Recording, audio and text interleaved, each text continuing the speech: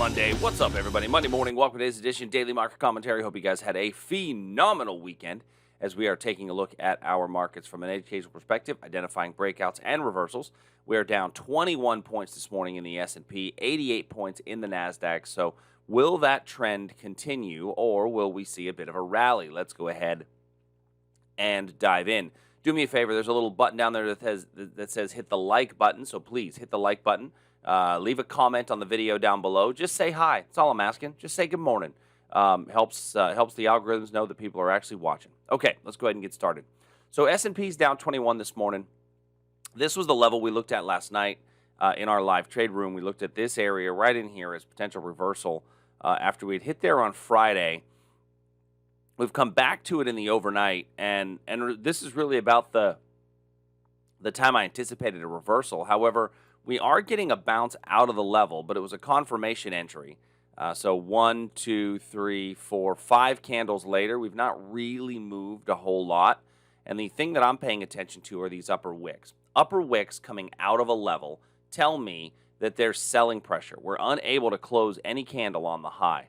And so with that inability to close a candle on the high, that means that I would be looking at this area here for a potential reversal if we come back down. And one step further would be that I don't think that demand area is going to hold, and that this would probably be a good opportunity to get short below the Globex low, because I don't really have a quality area of demand below me to stop price from falling, and would set up a pretty decent little level. Now, I will say our 4-hour trend is technically up, but before we really have much movement, we've got to get above 39.50 to the upside. That would be, the best move. Now, the thing that I will point out is that we have put in 2 consecutive higher swing lows, and that's the first time we've done that all year. If I go back all the way to the beginning of 2022, we have not yet put in 2 consecutive higher swing lows. I guess technically you could use these ones right there, but it did not follow with a higher high. And so the inability to put in a higher high and a higher low the whole time is pretty unique. But we do have a clear higher low right there. So if we get above 39.50, that would actually give us a higher low and a higher high. Next, the Nasdaq. Similar picture to the S&P. Not as weak in the overnights as the Nasdaq. We have this little area right down in here that we could see a bit of a reversal off of, but didn't fall as far as the S&P did in overnight trading. There is the gap fill level up in here.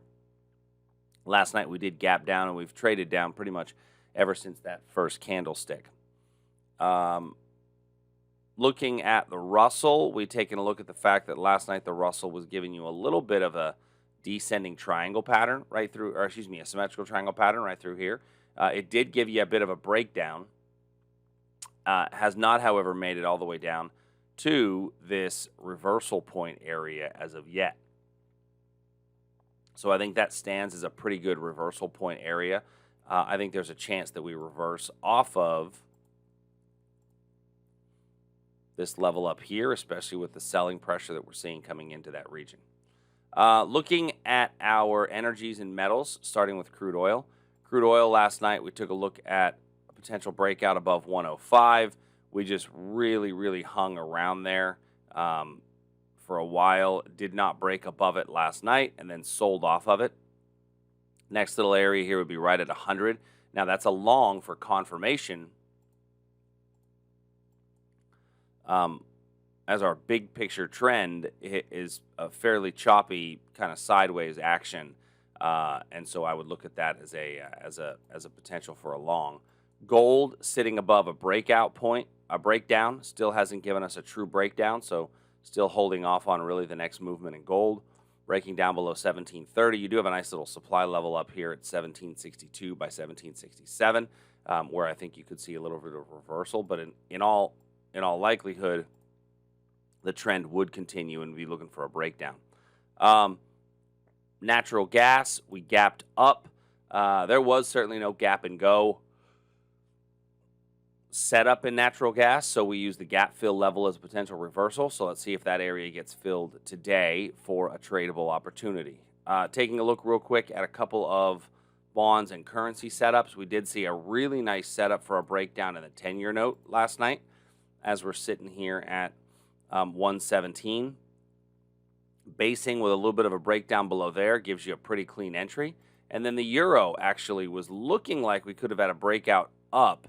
I wanted to see what happened in the overnights. It never really got to that area. And based on overnight price action, it doesn't look like we're going to get up there anytime soon. You want to look for the next area of supply. The euro could be destined for parity, and so that's that may be something we take a look at here a little bit later today. And then the Japanese yen did give us a breakdown, so we did break down below this level through here with the yen. And so let's see if that continues to run. If you'd missed that one, if we do get a retest, while I was looking at this last night, I like the wick over wick that was created a bit better for a retest if it comes back into that region. All right, so those are the levels that I think are going to be worth taking a look at today. If you have any questions, as always, shoot us an email, support@tradersarmy.com. Until next time, everybody, I will talk to you soon. See ya.